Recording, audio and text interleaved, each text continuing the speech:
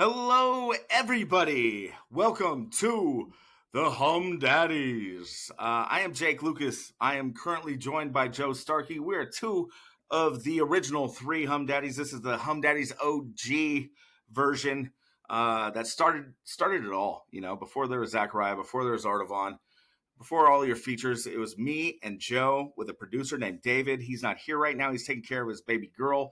We had all of our kids together at Mr. Starkey's house yesterday to watch that dumpster fire of a 49ers football game versus the LA Rams. And that was our Sunday. But hey, the kids had fun. They came to have a good time. I tried, but was a little depressed afterward. How you feeling, Joe? I'm feeling all right. I was not expecting the Niners to really be that close. I was shocked that they beat them on that Thursday night game a few weeks ago. But the Rams team, I think, is in a top class, and with all their injuries, can't say I'm totally surprised. That being said, being down 21-0 to start the game is just not how I envisioned it either. So, it was a great day in the backyard. We got to play a little red light, green light when the game was out of hand. So, forgive us if we missed a couple plays there towards the end. But yeah, it was a great time having the daddies over and their families. Yeah, I mean, and the Niners actually at one point made a game of it. They didn't, at one it looked like they might lose 53-0. But luckily there was some big plays on our end, miraculous stop. And I think that all came to a halt. I believe it's kind of all over the place because I was running after my baby boy and I had Mila. We were all tracking down these kids. But the Jawan Jennings fumble, I think, was a pivotal kind of moment in the game. Brutal. After some momentum. And he was very combative with reporters, if you saw that. It's been a rough season for that dude. I mean, he had a touchdown, had a few grabs, but still, dude, what is with the energy there? What's going on with Jawan? That seems like it's really not a positive thing going with the squad right now, especially down so many guys. Yeah. Yeah, emotional stuff aside, it was a huge moment in the game. I believe it was 14-0, and that was a first down, big play, get us back in the game. Looked like we were driving to make it 14-7, and Jawan's just winging that loaf of bread around and got picked. Just kind of like the marble rye and Jerry Seinfeld. Jerry just took that marble rye and kept on going. Anyway, so hold on, it was critical. Stay on Seinfeld for 1 second. There was a meme that said all four members of the Seinfeld cast start a rock band. What do you call them? What's their band name? And my first answer was Marble Rye. What's yours? Fantastic. I mean, can't beat that. I mean, that Marble Rye. The Contestants was one of mine too. I thought of. Yeah. I don't know. Nothing. Just nothing. Right. I like it. There's a lot of, but this guy. Yeah, I love to talk about Seinfeld, but I'm just still thinking about this Jawan Jennings.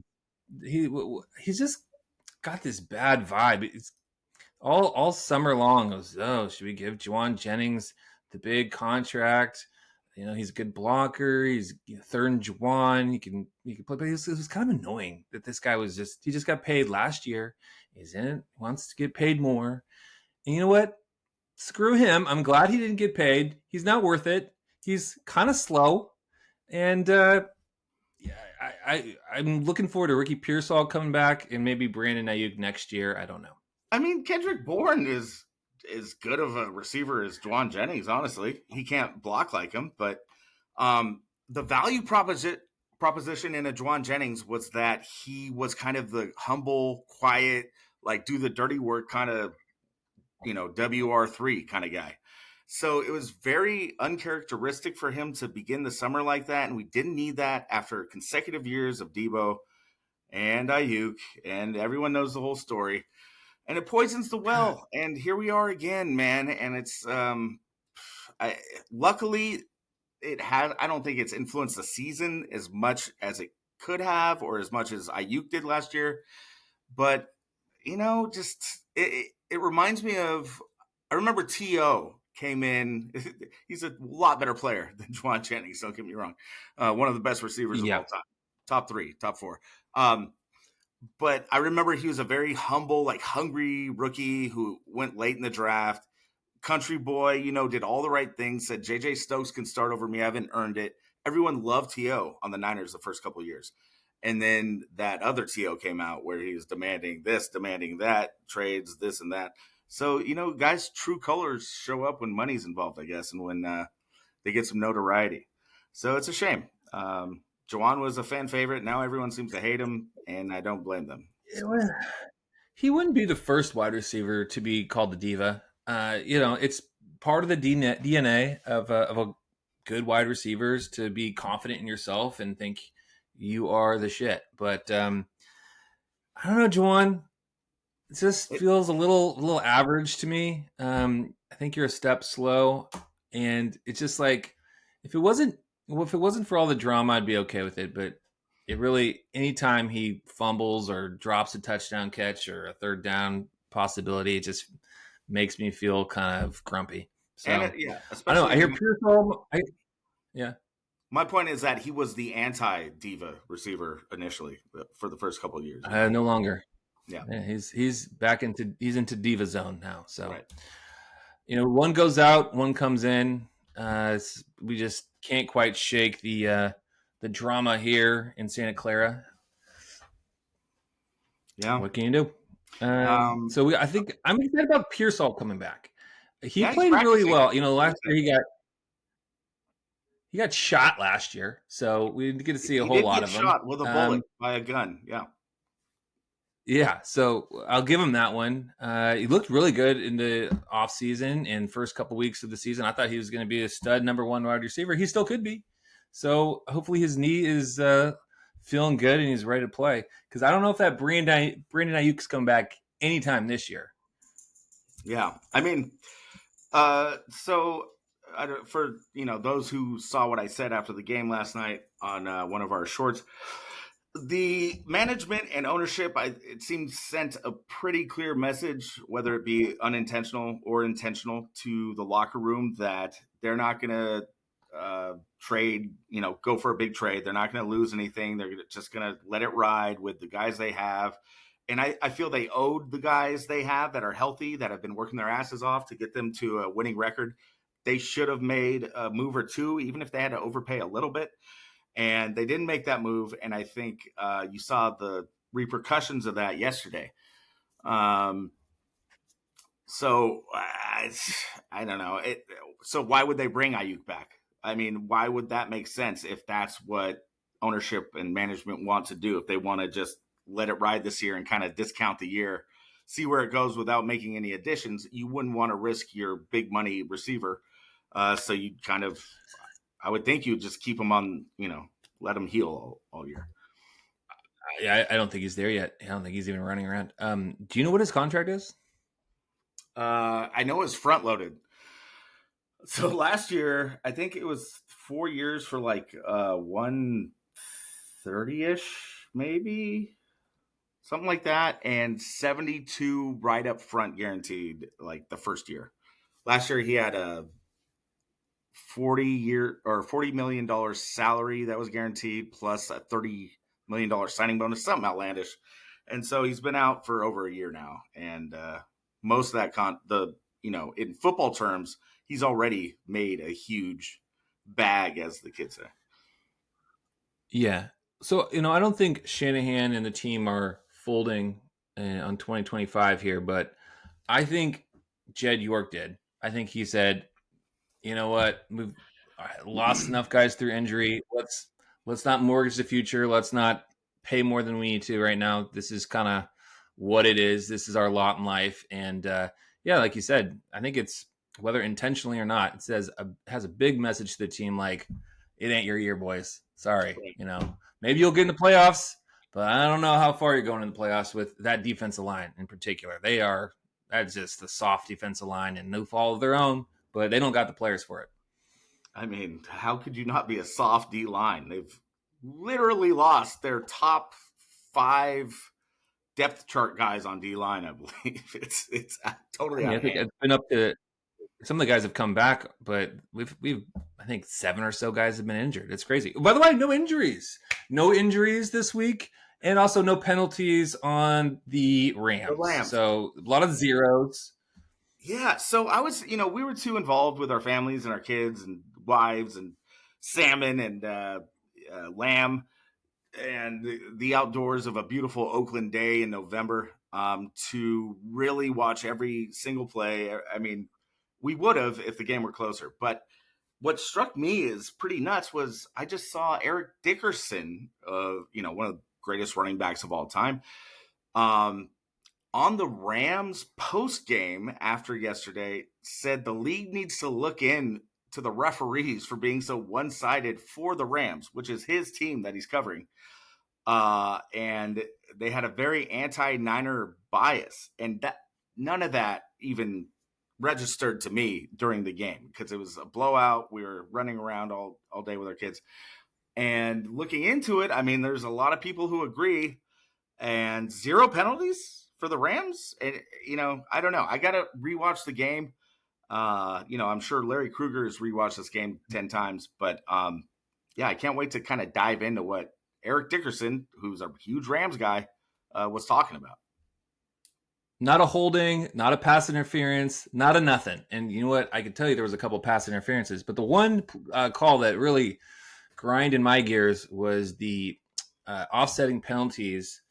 So there was, I guess, a penalty on the Rams, but it was offsetting when I think it was 4th and 2, and we had a moderate chance to stay in the game. And they called Kittle for not being set.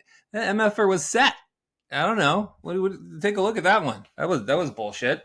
So I don't know. There was a couple. They got their butts handed to them, but there was a couple things that just didn't quite go their way. I thought there was a couple PI potential calls. I thought that one on Kittle, that fumble from Jawan Jennings. I mean, I guess really though, Stafford was just a machine, and they're a really good team. Their receiver crew, Devontae Adams, Puka Nakua, front to back, they're the class of the league in my opinion. So I don't think there's really that much shame to go 1-1 against the Rams this year. So I think we'll live to play another day. I'm looking at this schedule and I'm seeing some W's. So I don't think we need to, cry ourselves to sleep. I think there's still a playoff opportunity. You got Arizona next week, Carolina the week after that, and then at Cleveland. Then we got a bye week. So I think we need to keep our heads high and might still make the playoffs. And anything can happen in the playoffs, defensive line or not. But I don't know. What do you think, Jake, about Purdy? When and if do you bring Brock Purdy back? Looking at bye week in after 3 weeks. Before then, what do you think? What's your strategy? Okay. Before Purdy, I just want to say that the Texans game and this Rams game looked kind of familiar with the strategy to play Shanahan. It was by two of his ex-coaches also that know him pretty well. A lot of time of possession, a lot of just moving the chains, peppering, your wideouts, peppering your running backs. And they kind of just methodically picked the Niners apart, and the Texans did the same thing. So the way the opposing offenses approached the game plan seemed pretty similar there, and it's something maybe to look into. Maybe that's how you play Shanahan. I don't know. Purdy, I would just, dude, if his toe's not all right, if his toe's not 100%, there's absolutely 0 point of putting him in there. It makes zero sense. Mac Jones has been great, and I've been saying everyone can see that now. And believe it or not, I think Purdy has a higher ceiling when he's 100%. So it's not that I'm a Purdy hater or anything. I just think his ability is mobility. That's when he's at his best. So if his toe is hindering him, and also if he can't plant it and makes those, throws those ducks like he did at the Jaguars game we were at, then there's absolutely no point of putting Purdy in. It doesn't make any sense to me. So roll out Mac Jones. For conversation's sake, he may be ready to play soon. And do you suit him up if he's ready to play? What if you have? What if you're? What if you're playing Carolina and Mac Jones goes down in the first quarter with a gimpy knee or what have you? He looks pretty gimpy a lot of times this year. You're just going to go Adrian Martinez when Brock Purdy says I'm ready to go? You just don't dress No, Brock no, Purdy no, for the no. rest of I'm the not year. saying that. I'm saying so. What they've done is flirted with the idea of having Purdy as a suited up backup or an emergency three. So if Purdy's like completely healthy, 100%, which I doubt he will be all year with a turf toe, then you start him. But I don't think he will be 100%. So you have him as a suited up backup. Um, Okay. Well, I think that's an interesting point. And I think that breeds a little bit of a controversy. If you're going to have Brock Purdy yeah. suited up as a backup, I mean, I think that says it all right there. But yeah, I don't know. If you're asking me, I say F it and just roll with Mac Jones and Adrian Martinez, and I guess address it the following week, and then take the L if Adrian Martinez isn't ready for the big time, Well, I mean, and start what have Brock we Purdy the seen from following week. Adrian Martinez? One kneel down, right? I I don't know what highlights of Adrian Martinez I was watching, but they're fantastic. Have you seen that? I don't know what league he was playing No, in, from but boy, college or what? Canada? Where? I think he's probably playing Canada. He looked like he was not playing. I don't think those were college highlights, but he looked great. So give that a run. Yeah, no, I'm with you, man. I don't think we should be playing Brock Purdy if he's not 100%. I don't see the reason for it. I think he's going to be our quarterback next year, and let's hope he's 100%. This team is looking like they're going to be great in 2026 if they're not all injured. So, Well, if they're not all injured, that's happened. What, 5 of Shanahan's 7 years now? Something like that. pretty much. Okay. Well, that's something to Speaking really of which, hang your hat on. I think Shanahan's had like a great season at times, but there's just one thing that we talk about every week, and I think it hit a crescendo these last 2 weeks. Is what is this deal about running Christian McCaffrey into the ground? His one healthy star player, he just won't give up the goose. He just keeps running him into the line. Last week we were winning by a couple scores, and with few minutes to go, It was kneel down and time basically, and he was running McCaffrey up the gut. Yeah, it was getting first downs by the way. But yeah, it was not time for Christian McCaffrey. It was time for Brian Robinson. Or, God forbid, Isaac Garindo. Isaac Garindo is looking pretty on the sidelines, all dressed up. Pretty sure he played a lot last year and showed flashes of breakaway plays. In fact, I think that would be a great person to spell. Maybe a touch this year would be nice for Isaac Garindo. Yeah, I mean, No? You're looking at B-Rob Jr., who they made that big trade for, just broke into double digits on touches this last week, I think. So good luck getting a touch, Ike Garindo. I don't think he quite got there. Oh, and maybe he made a couple catches. I don't know. No, But he was averaging over 5 yards a carry. Double-digit total touches on the year. No. He was under the rushing, but I think he had over 5 yards per carry, which, I mean, come on. And I think CMC only had CMC 2.5, was so averaging half like that much. 2.5 or 3, yeah. Yeah. As I've been saying on this podcast for our millions of listeners, Brian Robinson Jr. is a stud. He is a big talent. And it seems like he pops and he flashes when he gets a chance, which is almost never. So it's rare that a guy gets his number called as a running back, too, when you're not in the flow of the game. And Shanahan all of a sudden puts him in like out of nowhere, and the guy looks great. They could have a running back tandem there that could be very dangerous. And you would be spelling McCaffrey. You'd be limiting his usage and keeping him fresher. I don't understand why that doesn't happen more. Once again, Robinson looked great on the one drive they fed him this week. He looked damn good. I'm ready for more B-Rob. But this is the genius of Shanahan. He's just gonna play McCaffrey until he gets hurt, and then guess who's gonna be fresh? Brian Robinson's gonna be so fresh. He's gonna take us to the playoffs, baby. Of the touches, yeah. Yeah. And then when he gets hurt, Ike Garindo will come in and get 98% of the touches. Somebody explain load management to this guy. I mean, he's confident. Seems like a smart guy, but load management totally. Maybe he needs to have a meeting with Steve Kerr. Steve Kerr loves load management.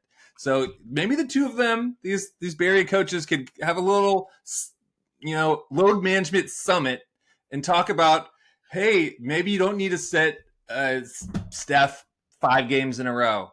Maybe try that game you could have won against Indiana. Maybe you could play him and pick off a win here and there, and then maybe Steve Kerr could talk to Shanahan about, maybe you want to keep your best player fresh for a couple games. You want it's leverage. You want to be having your best players playing in leverage moments. You want to be healthy, fresh for leverage plays, and he doesn't seem to get that, Shanahan. He just puts him out there. Yeah, it's like he says, this is the football I was raised on, watching my dad, work guys hard like that. I don't think he doesn't calculate the fact that they don't practice like they used to. They're not in that kind of game shape like they used to be. They don't practice that hard anymore. So when you run a guy ragged, it's not the same as doing that in 1994. They're not in that kind of game shape. They're not conditioned to take that many hits like they used to be when your dad was running things. Nepo baby. Yeah. Kyle Shanahan.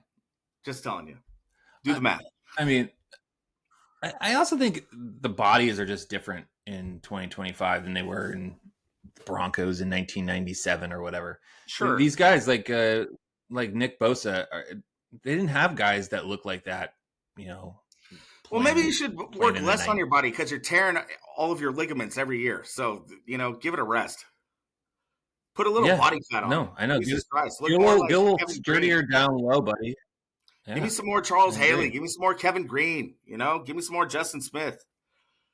Give me some Reggie White. Here's a question for you, Jake. If you were John Lynch and you could pluck any 49er from like the 80s or 90s to play on this team to fill some of our gaps, who would you put on this team? Oh, wow. To fill the gaps, that'd be Dwight Clark. But to fill the football gaps, I'd say give me Charles Haley on the edge. Give me Michael Carter. Okay? Just right there stopping shit. Just a stopper. Yeah, I think the first one that comes to mind for me is Charles Haley too, but then I want Bryant Young. I want Bryant Young in the middle. Yeah. Just plugging up some. Yeah, they had a nice year, those two together. That was good stuff. But yeah, I don't think Charles Haley's walking through that door this year, unfortunately. Nor is Bryant Young, nor is Dana Stubblefield, nor is Michael Carter, who is a very underrated 49er, as you said in the text when I mentioned him earlier. Yeah. I mean, I was a huge Kevin Green guy growing up on the Steelers, and then when the Niners got him, I was like, hell yeah, this guy's a stud. I mean, I don't know if you remember, but his prowess has they called it an elephant back then, which was a DN basically who came in on passing downs to sack the quarterback. And boy, it was fun to watch him work, man. What a nutcase. Yeah, he looked like he was straight from the WWF, like ready to just hit somebody with a folding chair. Yeah, if you recall the movie The Program, he looked straight out of that. I think that was about FSU or something. I mean, it was about college football. A lot of steroids, drugs. Okay, well, that's the Niners right now. I mean, is there anything else you want to touch on regarding them? There's always something to touch on regarding them. And speaking of touch on regarding them, that's, Dwight Clark filling gaps in the 80s. But I didn't know of his talents. Sounds quite talented. Dwight Clark, come on. Him and Montana used to run the town. I mean, look at Dwight Clark. Hanging out with Huey Lewis. I think Huey Lewis was hanging out with them too at the time. I wonder. That seems like a strong trio, just cruising Columbus. Sure. Even Ronnie Lott would come out once in a while and say, "Hey boys, hey white boys, what's going on?" They'd show them the ropes. Good times. Okay, so Joe, let me switch over to the other Joe Starkey's prized collegiate football boys in the Cal Bears. I unfortunately didn't get to see much of this last game, but we've been covering them pretty much every week, and we're all Bears fans here. You more than most. Let's hear about that last huge W for the Cal Bears. Yeah, well, first I'm just really into this Cal season because I'm feeling very nostalgic about the team that has been the same location and venue for my entire life, with the A's leaving me and the Niners in Santa Clara. It's all feels very disjointed to me. So some home cooking about Memorial Stadium really does it for me. And this week was what a game. So they were like 3 touchdown underdogs, 3 score underdogs to the 15th ranked Louisville. What do you don't know what the Louisville team is called? Whatever. And at Louisville, they were not supposed to win. What was that? The Sluggers. No, I think they're the Cardinals. No, not this. No? That's a bat. I know. I'm kidding. Cardinals? Probably, the Cardinal. Yeah. I hate Cardinals. I hate the Arizona Cardinals. I hate the Stanford Cardinal. Hate them all. So anyway. Hold on. Stanford Cardinal, that's referring to the color, the crimson shade, right? Yeah. Right. That's the most. They used to have an Indian logo. Have you seen the original Stanford logo? It's like an Indian. It's like looks like the old Atlanta Braves or Cleveland Indians. Yeah. Yeah. I think everybody did. Anyway, and then they just said, we're going to be PC. We're going to go with a color in a tree. How about that? So that's what you get. Yeah. We'll see who gets the axe this year. So the game was pretty exciting. It was a surprise first half. Cal, I think, was up like 17-13. I was like, well, shoot, they might have a little bit of chance. And I tell you what, this JKS, he loves him some Jesus. A guy by the name of Jacob De Jesus. Loves throwing to De Jesus. I think he probably caught like 12 balls again. Every week, where's De Jesus? He's like 5'8". He's just throwing little dimes to the guy. Nobody else can catch except De Jesus. Yeah, Cal's got. No one else can grab the ball. Mm-hmm. Nobody can catch. So I was just like, we need to win this game so we can keep JKS for next year. I don't want him going to the SEC or something. I need some positive vibes for this kid right now. And they hung on, and they also didn't have their best player. In my opinion, Cade Ulalave, the middle linebacker, is just a sensational player. He was out too. So that was some real heart out of these guys. Just like the Niners, no defensive line, but incredible secondary, good linebacker play, just enough to win the game. And 4th and 2, overtime. So I think they in overtime, Louisville got the ball, and they kicked a 49-yard field goal. It was, a little touch and go, and the guy crushed it. And then Cal comes down, and they get down to, near the goal line. Didn't get the 3rd down and goal, and they're here to win. Because you know what? That's a better team. And when you have a chance to win, you go for it. And they found my boy of the Jesus in the corner of the end zone. And JKS, after the game, just praising the Lord. And who do you think he's throwing to? Of course, he's throwing to the Jesus. Anyway, it was such a great game. I was screaming, whose territory is it? Because it's Bears territory, baby. It was such a good game. And they're bowl bound, and they're coming for who they got? SMU and Stanford, I think, are left. Well, you know it. You know the story. Continue. You tell the whole damn world this is Bears territory. Woo! Roll on, you Bears! So there we go.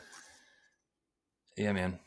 And you know what? I think Justin Wilcox saved his job too. So I'm glad to see keep the band together. He might be jetting for a higher profile team too. I hear some SEC teams are scouting. You know what else I like about this Cal program? I like Ron Rivera. He comes in and gives fiery pep talk speeches at halftime. That's pretty cool. So Riverboat Ron. So the GM, I guess, was introduced to college football this year or last year? Maybe this year. I feel like it was last year. Andrew Luck is the GM for the Cardinal.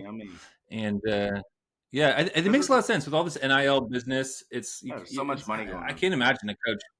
Yeah, I mean, Nick Saban was really good at like slipping bills under the table, and now you don't really have to do that anymore. So you can kind of keep it above board, get your GM, and have your coach. Makes a lot of sense to me. Yeah.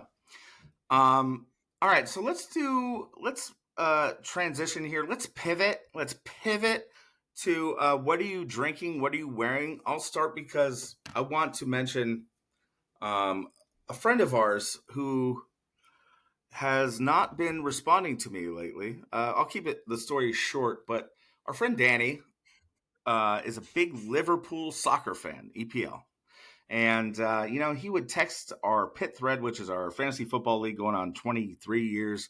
Joe here used to be in it for a long time, but he bowed out. But Danny would just. Danny took over my franchise, by the way. So I Okay, always there root you for go. Danny. And I championed it. I'm the one who got him basically in the league. And he would randomly text the thread about Liverpool and the EPL all the time. None of these guys really follow it except for Alex Dragos and Ian Keogh. So, instead of saying bring that or take that shit elsewhere, I decided to get into the English Premier League this year and follow Man City, the Citizens, Blue Moon. They are kind of a bandwagon team, but I'm not a huge soccer guy, so that's what I went with. And Liverpool just won last year. So I've been keeping up with them every week and talking shit, making bets, having fun, got the jersey. And Danny disappears when it's time for us to face off, when Man City is going against Liverpool, against the pool. He's nowhere to be found. And so I just want to dedicate what I'm wearing here, my Man City kit, to Danny Orsini. And I got a Steph arm sleeve that I got as a promotion at a Warriors game. Yeah, that's like that? very cute. You like that? Yeah. Compression sleeve. Yeah, compression Steph sleeve. That I believe was still at Oracle, the Oakland Arena. Late, 2017 or something. Anyway, how about that Man City 3-0 victory over Liverpool? And still not a word. Suck it, Danny. Suck it, Danny. Guy's still looking at all my Facebook and Instagram stories, but won't respond to a text. So thanks for watching. I will admit, I was watching a Yi Cow game with said Danny. Right. Yeah, made a lot of holding and pass interference judgments. I don't know why the guy isn't a high school football referee. I think he'd make a great high school football referee. Him and Aronian. Oh gosh, can't wait to call holding. Can you imagine? He would just really junk up the game with constant holding. You know it. Oh, you know you held. Anyway. Yeah. He would be ferocious. He's still talking about that ground rule double from the World Series. It was a ground rule double, Danny. Yeah. Okay. I mean, my soccer team is pretty lame because I just can't get enough of Welcome to Wrexham. So I'm following Wrexham. They're in the Champion League, which is the league below the Premier League. So and one day maybe it's called Champion League. Champion League, not Champions League. Right. Yeah. Champions League is a whole. They've run out of Premier, Champions. So many cups. Oh, how about this? Surprise guest. What's popping? Hey, you're just in time. I was repping these guys. My beautiful blues. Beautiful blues. God bless your Cal Berkeley attire, Jose. Yeah. Yeah. But let me not bury the lead. I took my chains off literally because I wear 5 chains now. That's just kind of how I roll. Are we here to talk about the Buffalo Bills? No. We're not. Yeah, Dolphins over the Bills. No. It doesn't matter. All the Dolphins. Everyone, this is Zakariah from Thursday Nights with Zakariah. Holla. Yeah, I'm usually here 3 days later. Anyways, the Dolphins are the bane of my existence. They win when I want them to lose, and they lose when I want them to win. So we're not here to talk about Dolphins over the Bills, although that was great. That's fine. Can I say, before you get into this, Jake was calling you a genius for calling this South Beach party Hangover, that the Buffalo Bills were having on Saturday night. All right, so let's get into that. I'll dive a little deeper. I do wish I had my 5 chains on, because that's how I rock. Shout out to Nipsey Hussle for that. Anyways, the reason why, Joe, and you wouldn't know because you've been faithfully married for God knows what, a decade. So is Jake. I mean, God bless you guys. You guys say, hey, one person, one vagina, one happiness. That's how you guys roll. And I applaud that. I love your faithfulness to your women. However, when guys get down to South Beach, let me tell you this. I went down there with a chick, okay? Her name was Natalie. Shout out to Natalie if she's listening. Natalie, when I was down there in South Beach, you saw my eyes go left and you saw them go right. You saw them turn a ton. Then what did I do on the second day? I put glasses on. And you know what I didn't do? I didn't turn my neck. So I just turned my eyes. So my eyes were still seeing whatever I was seeing. The point is, players that go to South Beach to play on the road are very less likely to win. And the Bills were 10.5-point favorites and got their teeth kicked in. That's still bearing the lead, though. I didn't even want to talk about that because I don't give a f about my Dolphins, and I wish they had lost so we could get a better draft pick next year. The real thing that we need to talk about is the 49ers, which, God bless you. I don't know if that picture was current with you and the gypsy guy and Jake and you guys in Oakland. Hopefully that was a current pick. If it was a current pick, God bless it. Love the pick. I would like to like it if I could on Facebook, Instagram, all that good stuff. But you're allowed to like it, Zakariah. Okay, your Santa Clara Niners got their teeth absolutely beat the in. And I told Jake, I said, Jake, if the Niners win, if they beat the Rams on Sunday at home, if they beat them, then I will believe in their fake-ass, fugazi-ass record. Those guys are fugazis. The Niners are fugazi. And by the way, Jake, two more national people on Monday today when I was doing the trash and recycling said that Mike Shanahan is the coach of the year. Jake called this from 9 weeks ago. Mike, huh? Yeah. You mean Kyle? Oh, Kyle Shanahan. Mike Shanahan, Kyle Shanahan, same shit. So you just missed me. I was ranting against Kyle, of course. Oh. No, they're saying he's the coach of the year, pal. Yeah, well, those guys are idiots, obviously. No, Jake, I'm talking about the people that have the top ratings in all of radio are calling him coach of the year. They're saying that he's the bee's knees. Nobody does it better. I think there's an ex-Tennessee coach who's coaching New England now who would disagree with them. Yeah, he's got that in the bag. Yeah. Vrabel?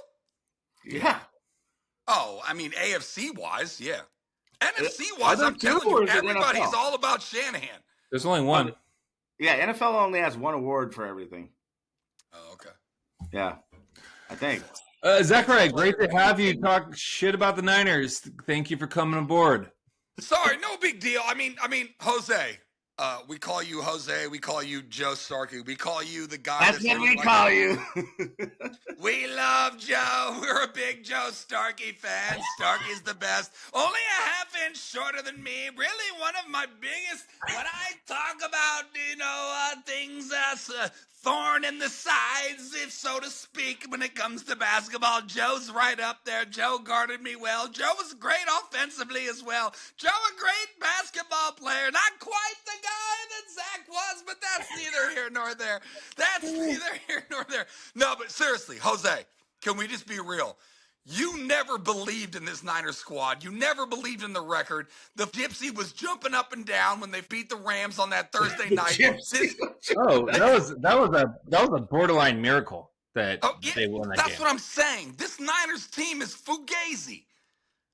Well, yeah, we're beat up, man. Everybody's injured.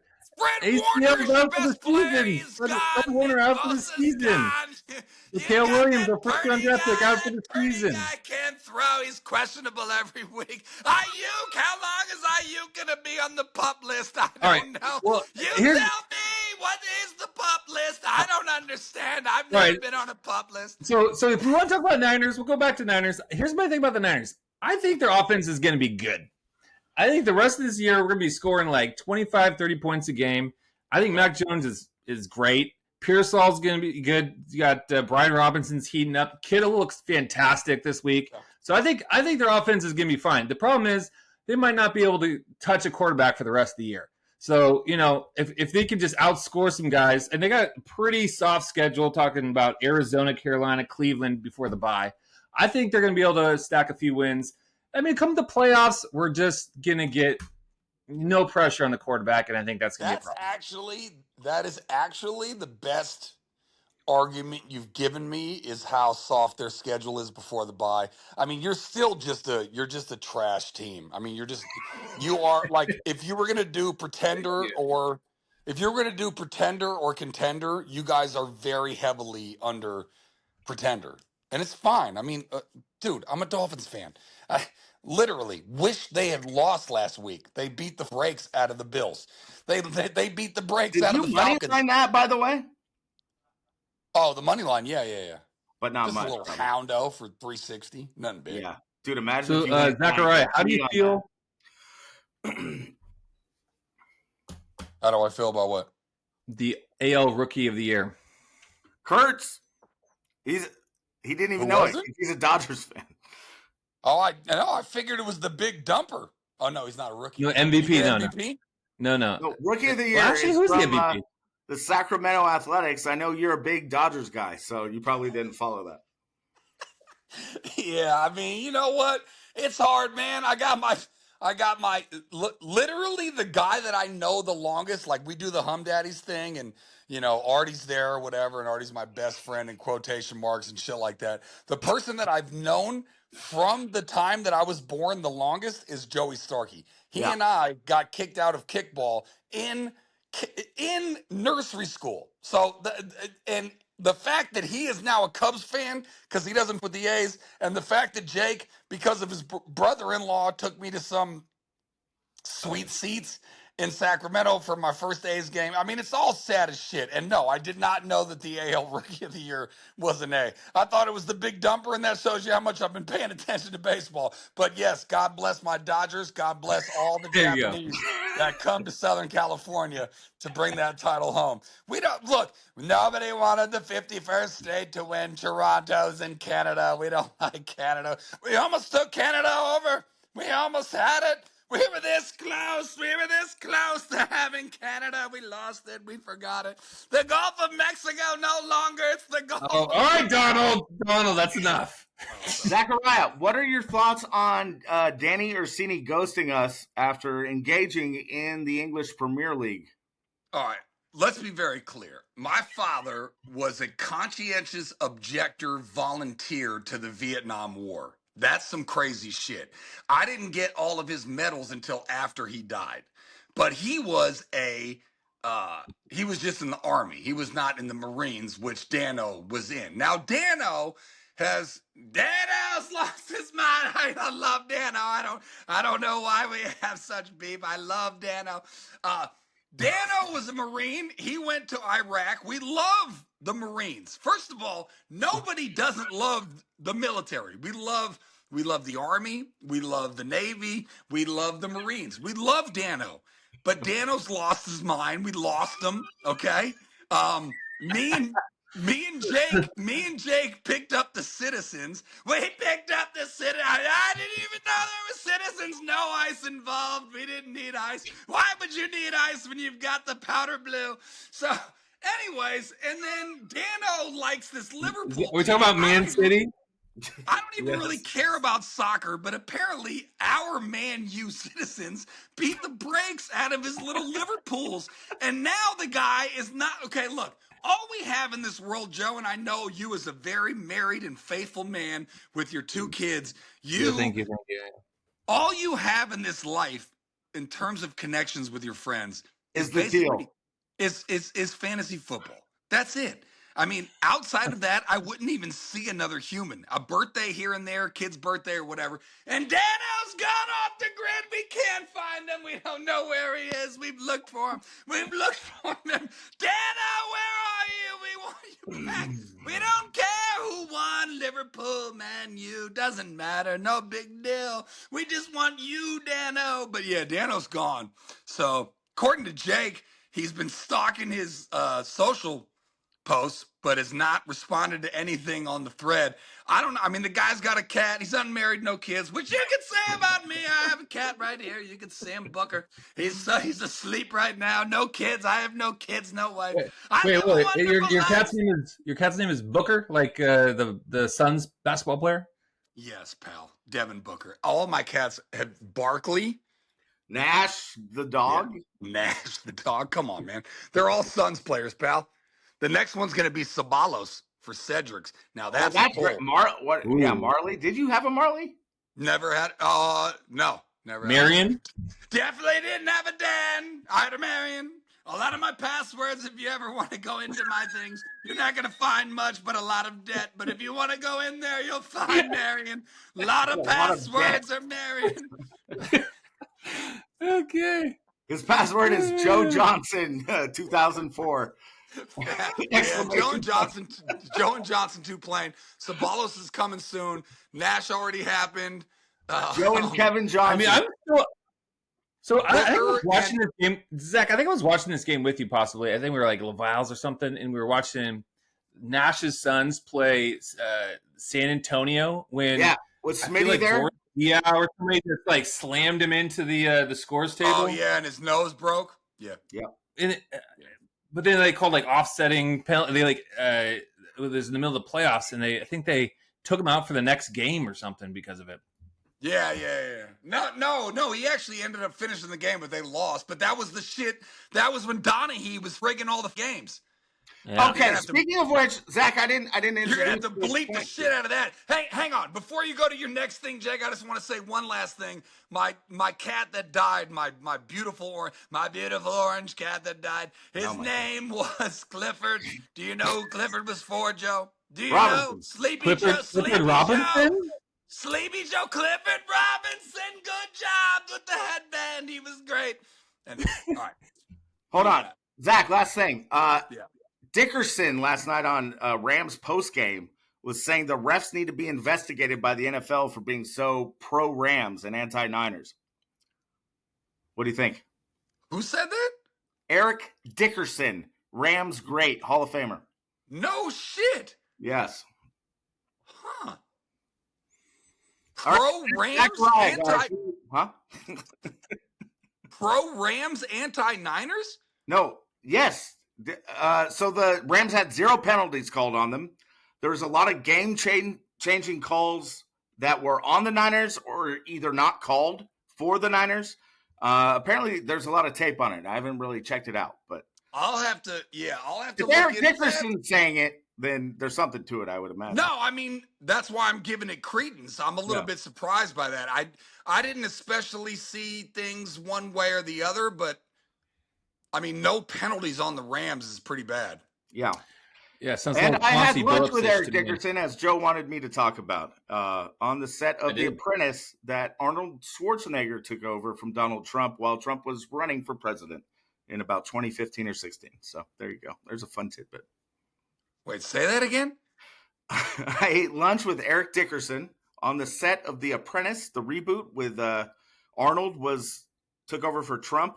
And we're doing like a big commercial for it. And that's amazing. I mean, a lot of name dropped in one sentence. Yeah, we need way more tidbits like that.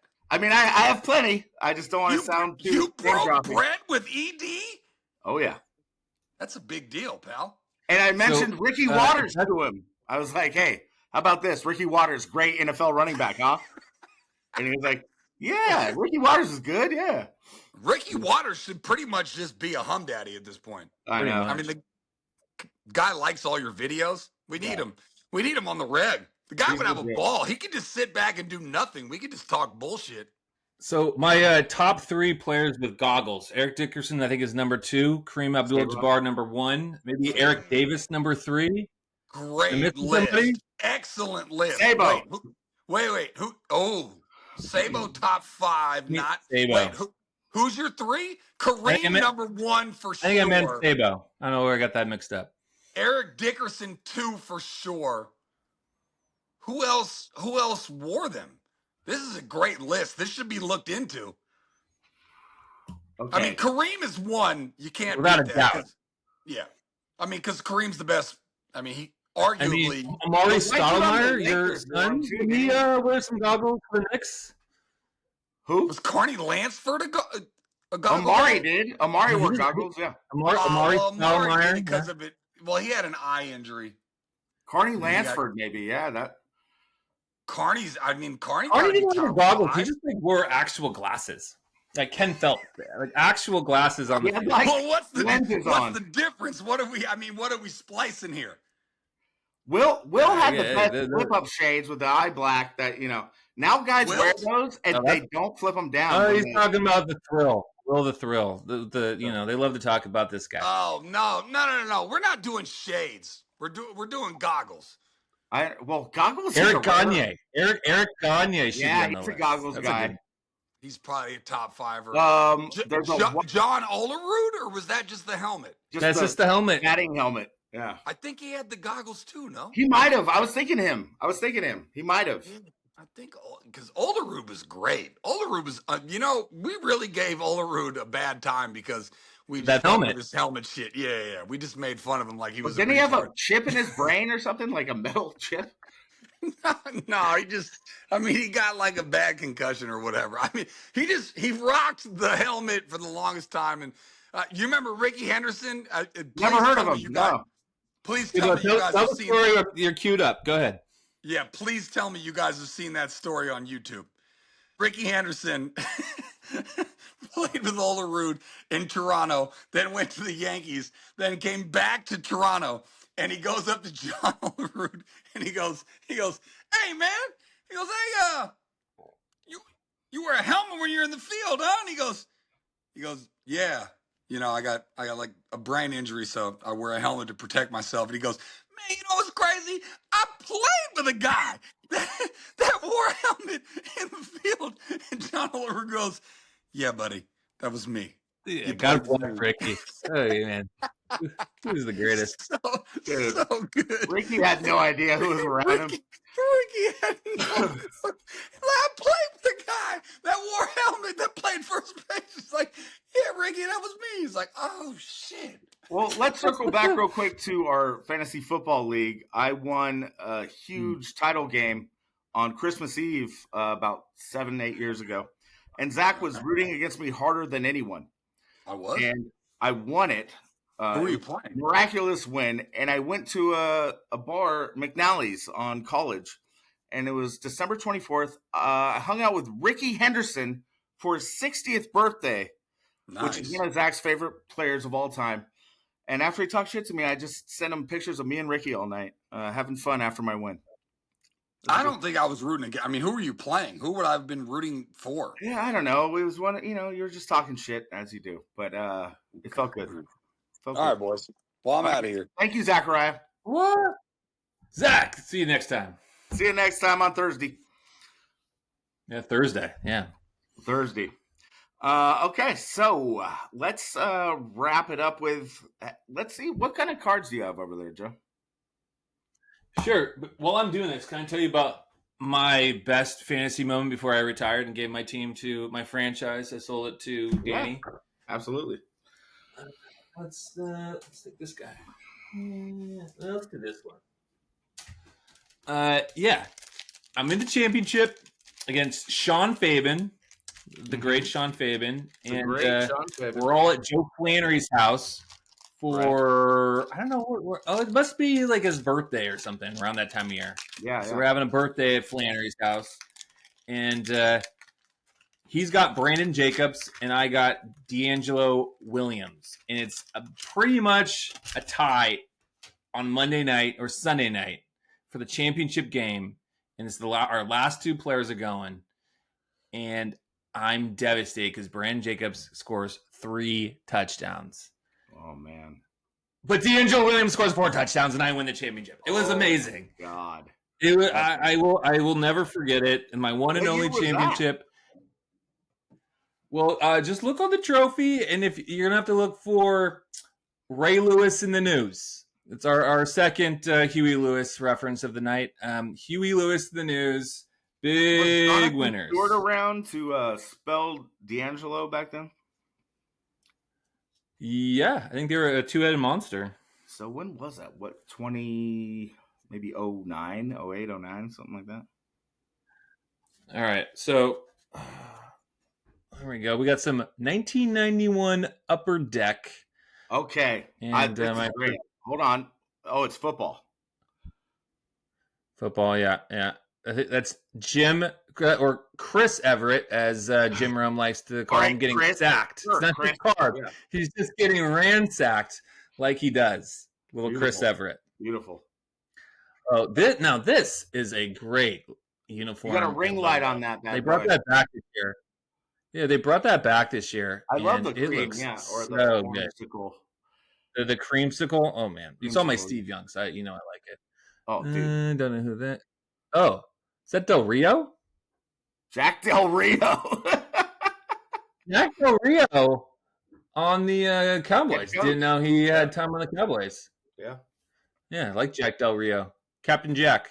Oh Who's boy, this guy? Who's that? That looks exciting. Roger, that looks exciting. Hall of Famer. He's not in the finalists. How was he not a Hall of Famer? High knees, Roger. He didn't even make the finalists. I mean, is it because of his NFC Championship fumble? Yeah, it's okay, Roger. We still love you.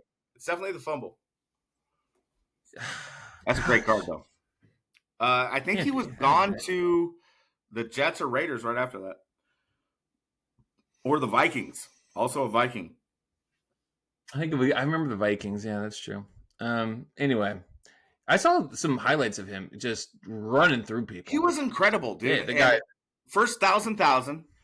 And look at all the Jerry Rice's stats back then. You know, like there weren't enough stats in that era to go around for everybody, but Roger Craig still had some very impressive stats. I mean, John Taylor was amazing. That whole core.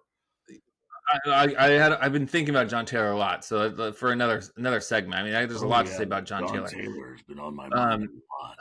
I love John Taylor. Taylor. Roger Craig. The thing about Roger Craig is that he was such a good receiving back, a la Christian McCaffrey. Yeah, he was just, West Coast offense aficionado, catching balls out of the backfield, no problem. High knee to your face, look out.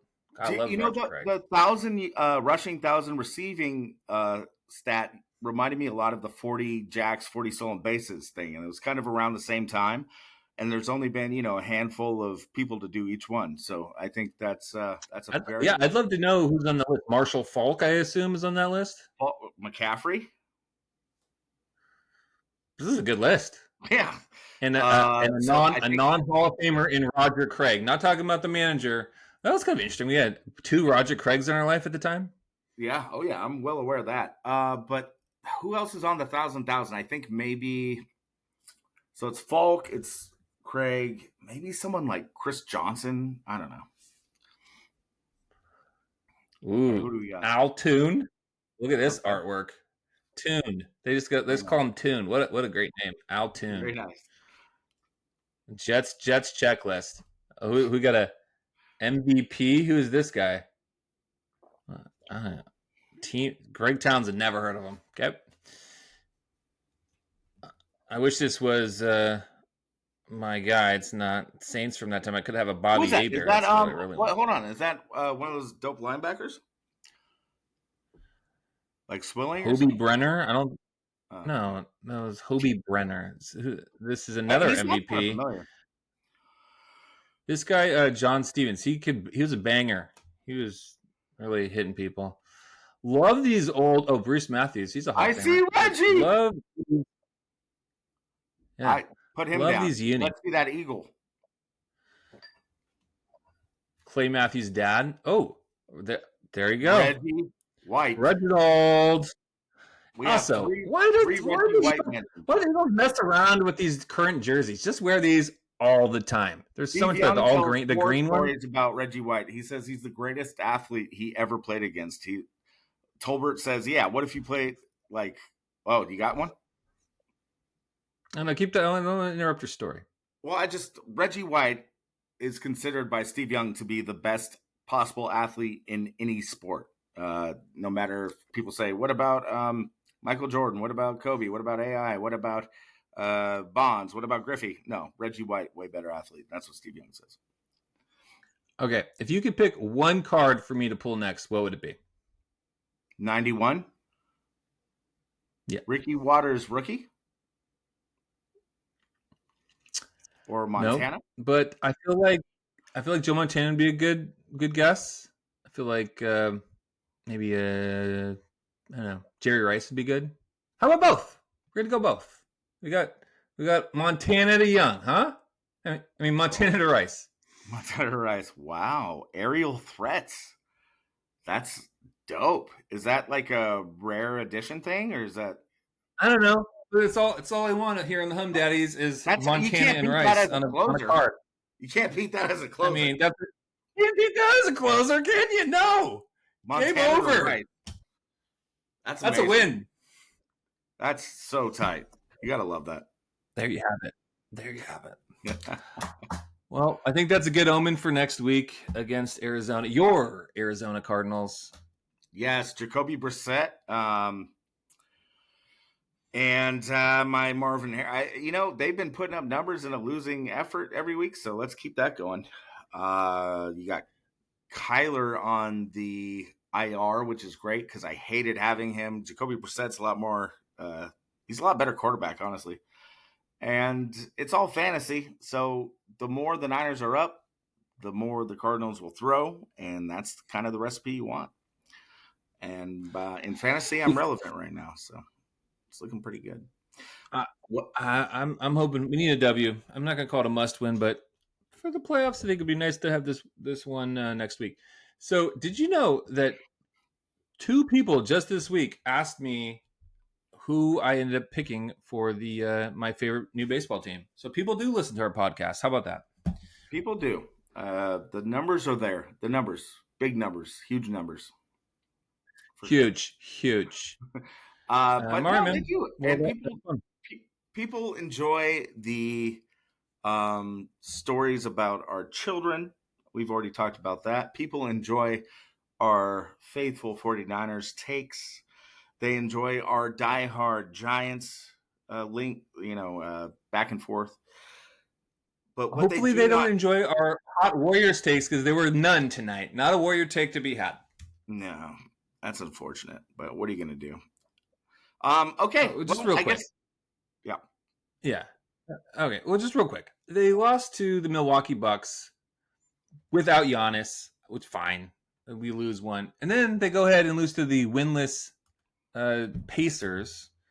And they've kind of lost me ever since. I just am having a hard time, getting too excited about these Curry-less, Draymond-less, Jimmy Butler-less Warriors giving games away. They did just beat Indiana. The last game against the Pacers, Richard, the rookie, had a big game. I believe Jimmy was back. Steph was not. They got boat raced by the Nuggets in the weird NBA Cup thing that started a couple years ago. So I just be patient. The real Warrior stuff will start after the football season is over. I remember last year you were all about every Warriors game at this point. And I kind of was early on. The Niners were kind of out of business at this point. Well, at this point, the Warriors were had a great record. They're 11-2 or something. Oh crazy. Yeah, you mean last year? Yeah. But the Niners are 6-4 right now. Warriors seem to be finding their identity. No Melton yet, so we'll see what happens. No urgency really right now with the Dubs, but I'm just waiting for Steve Kerr and Shanahan to have a nice little meeting. Just their local Starbucks and talk about, road management over some lattes. That's all I ask. Just meet in the middle. Yeah. I love that for you. All right, Jacoby. Good times. All right, Giuseppe. The Gypsy didn't show, but we are still the Humm Daddies. And thank you for your friendly appearance, Zakariah. We will see you on Thursday Night Live. Simon Knight, thanks for supporting Edward Jones. He's the financial advisor. Okay, Simon. Love you, Simon. Cool. Hopefully people are listening an Throw it in hour. the front of the pod there. But yeah, we'll throw that in the front. All right, everyone. Take care. Have a great week. Humm Daddies. Love you. Peace. Humm Daddies.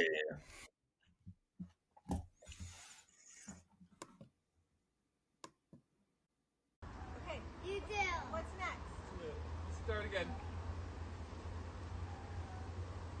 Yellow light. Red light. Kendall, I see you moving. Okay. Mila, I see you. Okay. So what's the next one, Hudson? Green light. Red light. Yellow light. Green light. Yellow light. Red light. Green light. Yeah!